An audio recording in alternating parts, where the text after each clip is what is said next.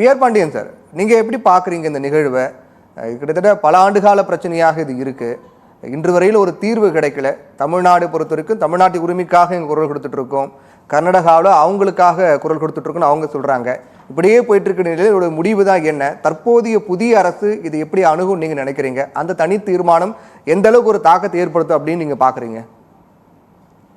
முதல்ல காவிரி நடுவர் மன்ற இறுதி தீர்ப்பு 2007 அறிவிக்கப்பட்ட அடிப்படையில் 2018 அதற்கான அரசாணைகள் பிறப்பிக்கப்பட்டு மத்திய அரசிதழில் வெளியிடப்பட்டு உச்ச நீதிமன்றத்தின் நேரடி பார்வையில் காவிரி மேலாண்மை ஆணையம் அமைக்கப்பட்டிருக்கிறது.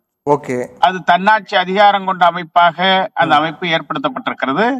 அதற்கான தலைவரை 3 பேர், அதாவது தொழில்நுட்பத்திலும் சட்டத்திலும் புலமை பெற்றவர்களை மத்திய அரசு உச்ச நீதிமன்றத்துக்கு அனுப்ப வேண்டும். உச்ச நீதிமன்றம் தான் அதனுடைய தலைவரை நிர்ணயம் செய்கிறது. காவிரி மேலாண்மை ஆணையத்தினுடைய அலுவலகத்துக்கு அதோட ஊழியர்கள் சம்பளம் வரையிலும் மேலாண்மை ஆணையத்திற்கான அனைத்து செலவுகளையும் சம்பந்தப்பட்ட மாநிலங்கள் பங்கிட்டுக் கொள்கிறது. இந்த அடிப்படையில தான் அந்த ஆணையம் இருக்கு. அதுக்கான 15 ஆண்டுகளுக்கு ஆணையம் அமைக்கப்பட்டதுல இருந்து 15 ஆண்டுகளுக்கு உச்ச நீதிமன்றமே சொல்லிவிட்டு இந்த தீர்ப்புல எந்த ஒரு மாற்றத்தையும் பண்ண முடியாதுன்னு தெளிவா சொல்லியிருக்கிறாங்க. இதுக்கு இடையில 2020 அன்றைக்கு கர்நாடக மாநில முதலமைச்சராக இருந்த பசவராஜ் பொம்மை வரைவு திட்ட அறிக்கையை 9,000 கோடி மதிப்பீட்டுல சட்டமன்றத்துல நிதி ஒதுக்கீடு செஞ்சுட்டு வரைவு திட்ட அறிக்கையை கொண்டு போய் மத்திய நீர்வள ஆணையத்துல கொடுக்கிறாரு. அதே போல காவிரி மேலாண்மை ஆணைய தலைவரையும் நேரடியாவே முதலமைச்சர் சந்திச்சு வழங்குறார். அப்போ மத்திய ஆணையம் சொல்லுது, இதன் மீது முடிவெடுக்கிற அதிகாரம் காவிரி மேலாண்மை ஆணையத்துக்கு தான் இருக்கு, நாங்க அங்க அனுப்பி வைக்கிறோம், நீங்க அங்க போய் பேசிக்கீங்க அப்படின்னு சொல்லிட்டாங்க மத்திய அரசுடைய நீர்வள ஆணையம். காவிரி மேலாண்மை ஆணையம் 2022 அதை விசாரிக்கவே முடியாது அப்படின்னு திருப்பி அனுப்பிடுச்சு, நிராகரிச்சிருச்சு. எந்த விஷயத்திலையும் அதை ஏற்றுக்கொள்ள முடியாதுன்னு விரிவான திட்ட அறிக்கையை திரும்ப காவிரி மத்திய அரசுடைய நீர்வள ஆணையத்துக்கு திருப்பி அனுப்பிட்டாங்க. அதோட அந்த ஆணையத்துல அந்த வரைவு திட்ட அறிக்கை நிலுவையில இருக்கு. இப்ப என்ன பிரச்சனைன்னா 2018 வரைவு திட்ட அறிக்கைக்கு அனுமதி கொடுக்க கூடாதுன்னு ஒரு வழக்கு போட்டோம். அது அப்போ குமாரசாமி முதலமைச்சர். அதுக்கு பிறகு 2020 வரைவு திட்ட அறிக்கையை ஏற்றுக்கொள்ள கூடாதுன்னு ஒரு வழக்கு போட்டோம். அந்த 2 வழக்கும் சென்ற ஆண்டு நவம்பர் 13 2025 உச்ச நீதிமன்றம் தள்ளுபடி செஞ்சிருக்கு. அப்ப அந்த வழக்குல அவங்க ஒரு விரிவான கருத்தை சொல்லி இருக்கிறாங்க. ஒரு மாநிலம் தனக்கு தேவையான திட்டங்களை தயார் செய்வதற்கு உரிமை இருக்கு, அதை போய் நான் தடுக்கிறதுக்கு உச்ச நீதிமன்றத்துக்கு உரிமை இல்லை. அந்த வரைவு திட்ட அறிக்கையை மத்திய நீர்வள ஆணையத்திட்ட கொடுக்கட்டும், அவங்க சட்டப்படி இது ஏற்றுக்கொள்ளத்தக்கதா என்பதை முடிவெடுத்து அறிவிப்பார்கள் அப்படின்னு சொல்லிட்டாங்க. ஏற்கனவே மத்திய நீர்வள ஆணையம் எங்களுக்கு அதிகாரம் இல்லைன்னு அனுப்பிட்டு காவிரி மேலாண்மை ஆணையத்துக்கு காவிரி மேலாண்மை ஆணையம் இந்த நிலையில நிலுவையில இருக்கு. இந்த வழக்குல திரும்ப நீதிபதிகள் என்ன சொல்றாங்கன்னா, இதை நான் தடை விதிக்க முடியாதுன்னு சொன்னதை தனக்கு அணை கட்டுவதற்கு ஆதரவான வகையில இந்த தீர்ப்பை கர்நாடகம் பயன்படுத்தக்கூடாது அப்படின்னு உறுதிபட தெரிவிச்சுட்டாங்க. இந்த நிலையில தான் நேற்று போன வாரம் கர்நாடக முதலமைச்சர் நேரடியா போய் மத்திய ஜல்சக்தி துறை அமைச்சர் பாட்டீலை சந்திச்சு பேசுகிற போது நீதிமன்ற தீர்ப்பை தவறா பயன்படுத்துறாரு. அதாவது மேகதாட்டுக்கு எதிராக தமிழ்நாட்டினால போடப்பட்ட உச்ச நீதிமன்றத்தில் போடப்பட்ட வழக்குகள் எல்லாம் தள்ளுபடி ஆயிட்டு, எனவே நீங்கள் அனுமதி கொடுக்கணும்னு சொல்றாரு. ஆனா உச்ச நீதிமன்றத்தின் மீது இவர் களங்கம் கற்பிக்க முயற்சிக்கிறார். நீதிமன்ற தீர்ப்பை தனக்கு சாதகமாக பயன்படுத்தி நீதிமன்றத்தை அவமதிக்கிறார். நாங்கள் அதுதான் சொல்கிறோம், நீதிமன்ற அவமதிப்பு வழக்கு DK சிவகுமார் மீது தமிழக அரசு தொடர வேண்டும்.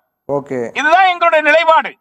நேற்றைய தினம் தமிழ்நாடு சட்டமன்றத்தில் தமிழக முதலமைச்சரை பொறுத்தவரையிலும் இந்த வரைவு திட்ட அறிக்கையை மத்திய அரசு நிராகரிக்க வேண்டும் என்று நேற்று அவர் ஒரு தீர்மானத்தை கொண்டு போகிறார். தீர்மானத்தின் மீது எல்லா கட்சிகளும் ஒத்த கருத்தோடு அந்த தீர்மானத்தை நிறைவேற்றுகிற முடிவுக்கு வந்து விடுகிறது. இதில் திமுக ஆட்சி காலத்தில் மிகப்பெரிய ஒரு வரலாற்று பிழையை செய்து அவர்கள் செய்த அந்த தவறை நேற்றைய சட்டமன்றத்தில் தவறான வகையில் பயன்படுத்தியிருக்கிறார். ஒரு முடிவு எட்டப்படுகிற நிலையில் எதிர்கட்சி தலைவர் உதயநிதி ஸ்டாலின், நான் ஏற்கனவே பேசுகிற போது ஒன்று விட்டுவிட்டேன், நாங்கள் இந்த மேகதாட்டு அணைக்கு ஒரு புதிய நடுவர் மன்றம் கேட்டு எங்கள் ஆட்சி காலத்தில் நாங்கள் கடிதம் எழுதியிருக்கிறோம். எனவே அதை இணைத்து நீங்கள் இந்த தீர்மானத்தை நிறைவேற்ற வேண்டும் என்று சொல்லுகிறார். ஆமா, இதுதான் எங்களுக்கு ஏற்பட்டிருக்கிற மிகப்பெரிய பிரச்சனை. இன்றைக்கு காவிரியில தமிழ்நாடு சட்டமன்ற பேரவையில் நடைபெற்றிருக்கிற மிகப்பெரிய மோசடி. இல்ல என்ன அதுல என்ன சிக்கல் நீங்க பாக்குறீங்க? புதிய நடுவர் மன்றம் வேணும் அப்படிங்கிற கோரிக்கை திருத்தப்பட்டு ஏற்கப்பட்டிருக்கு. அதுல என்ன சிக்கலா நீங்க பாக்குறீங்க? எப்படி ஏற்கப்பட முடியும்? ஒரு தீர்மானத்தின் மீது நிராகரிக்கணும்னு தீர்மானத்தை போட்டுட்டு நிராகரிக்கிற தீர்மானத்துல போய் திரும்ப நடுவர் மன்றம் அமைங்கன்னா ஏன் நிராகரிக்கிற தீர்மானம் போடணும்? இரண்டாவது, ஒரு காவிரி நடுவர் மன்றம் அமைக்கப்பட்டு பாராளுமன்றத்துல உச்ச நீதிமன்றத்துக்கு இணையான அமைப்பா அமைக்கப்பட்டு அதோட இறுதி தீர்ப்பு அரசியலாக்கப்பட்டு ஆணையம் அமைக்கப்பட்டதுல இருந்து 15 வருஷம் அதை மாற்றியே முடிவை மாற்ற முடியாதுன்னு சொல்லி உச்ச நீதிமன்றமே பல வழக்குகளை தள்ளுபடி பண்ணிட்டு, சரி, இந்த நேரத்துல நீங்க போய் நடுவர் மன்றம் யாரை கேட்டுட்டு கடிதம் எழுதுனீங்க? திமுக அரசாங்கத்துல விவசாயிகளோட கலந்து பேசுனீங்களா? இல்ல அனைத்து கட்சி கூட்டத்தை கூட்டினீங்களா? இல்ல சட்டமன்றத்துல இப்படி ஒரு நிலை இருக்கு, இதுக்கு நாங்க இதே ஒரு நடுவர் மன்றம் வேணும்னு நீங்க ஏதாவது ஆய்வு பண்ணிருக்கீங்களா?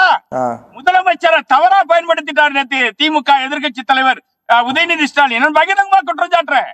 இது ஒட்டுமொத்தமா இன்னைக்கு தமிழ்நாடு முழுமையில எதிர்ப்பாய் நிக்குது. காவிரி டெல்டால போராட்டமே துவங்கிட்டு முடிஞ்ச பிரச்சனையே திரும்ப ஊதி பெரிதாக்கி உள்நோக்கத்தோடு இவர்கள் எந்த அடிப்படையில் கடிதம் எழுதினார்கள்?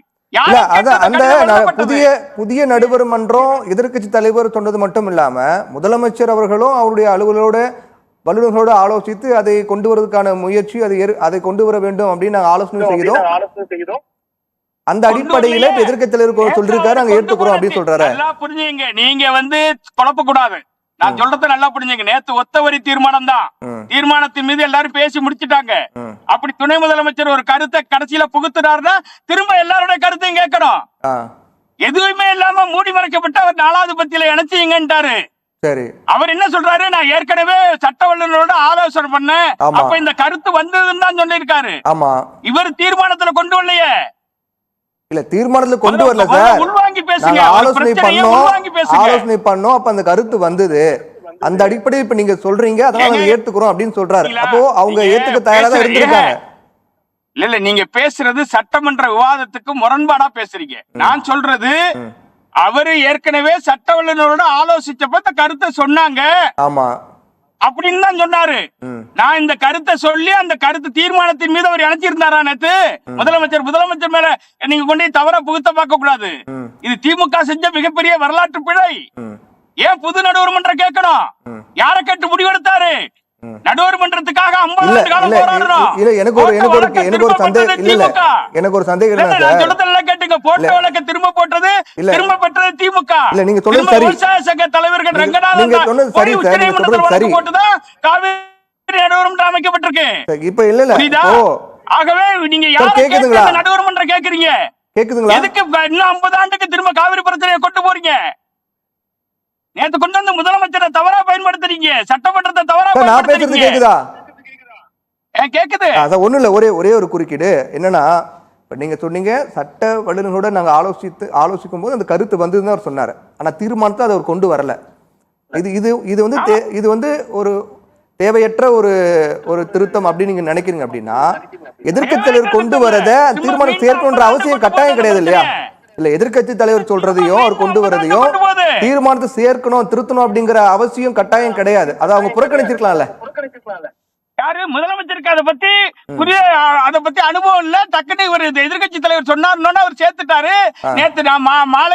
நேத்து மாலையே நான் அது கண்டனம் தெரிவிச்சேன். நான் கண்டனம் தெரிவிச்ச அடுத்த வினாடி முன்னாள் முதலமைச்சர் எடப்பாடி பழனிசாமி அறிக்கை கொடுத்து அந்த தீர்மானத்தை மீண்டும் விவாதத்துக்கு கொண்டு வரணும் அறிக்கை கொடுத்துட்டாரு.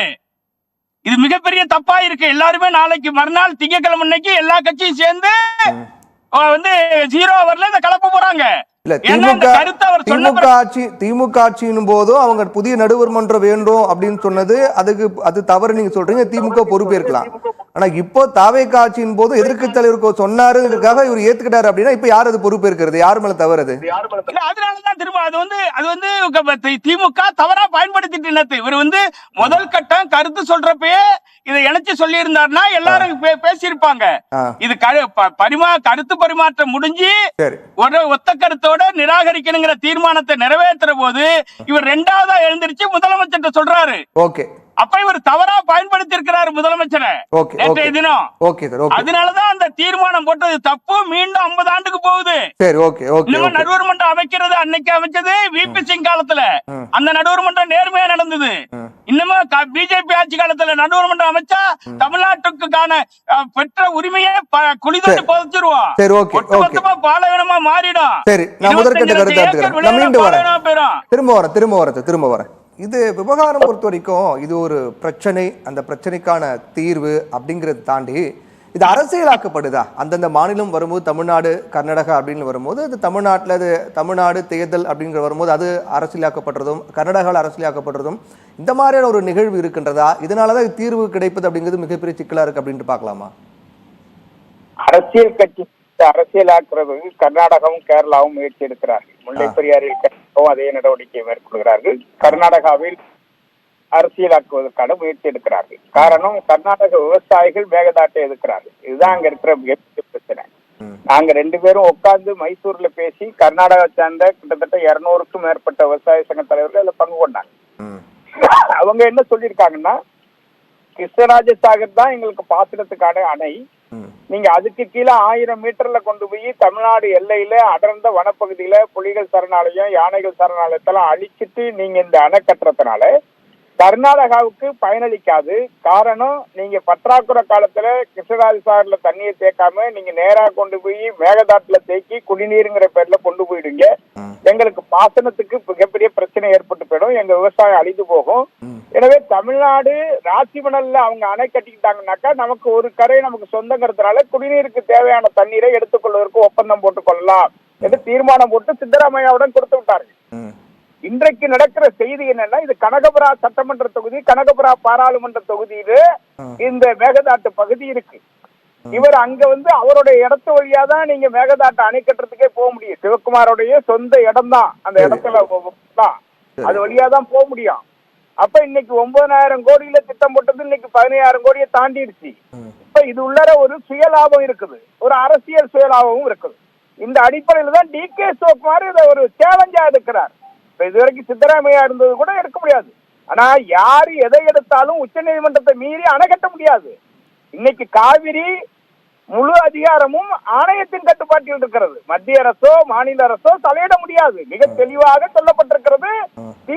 தீர்ப்பை மத்திய அரசியல் வெளியிட்டு அரசாணைகள் வெளியிடப்பட்டிருக்கிறது. அரசாங்கத்துடைய செயல்பாட்டுல அதுவும் ஒண்ணு. அந்த அடிப்படையில நீங்க பாத்தீங்கன்னா காவிரி நீரை பங்கிட்டு கொடுப்பது காவிரி மேலாண்மை ஆணையத்தினுடைய கீழே செயல்படக்கூடிய ஒழுங்காற்று குழு. இந்த ஒழுங்காற்று குழுவுடைய அலுவலகம் நீங்க பெங்களூர் நகரத்துல செயல்படணும். அலுவலகம் இங்க திறக்கப்பட்டிருக்கு. அன்றாட பெங்களூர் கர்நாடகாவில் இருக்கிற அணைகளுக்கு எவ்வளவு தண்ணி வருது, தமிழ்நாட்டில் இருக்கிற அணையோட தண்ணியோட அளவு என்ன, கர்நாடக அணைகளுடைய அளவு என்ன, கர்நாடகாவுக்கு எவ்வளவு தேவை, தமிழ்நாட்டுக்கு எவ்வளவு தேவைன்னு அன்னன்னைக்கு கணக்கெடுத்து ஆணையத்துக்கு பரிந்துரை பண்ற வேலையை காவிரி நீர் பங்கீட்டு ஒழுங்காற்று குழு செய்யுது. அந்த குழு சொல்ற அடிப்படையில தான் ஆணையம் உத்தரவு போடுது. கடந்த மே 28ஆம் தேதி 9.21 டிஎம்சி தண்ணீரை நீங்க கொண்டு போய் தமிழ்நாட்டுக்கு விடுவிக்கணும்னு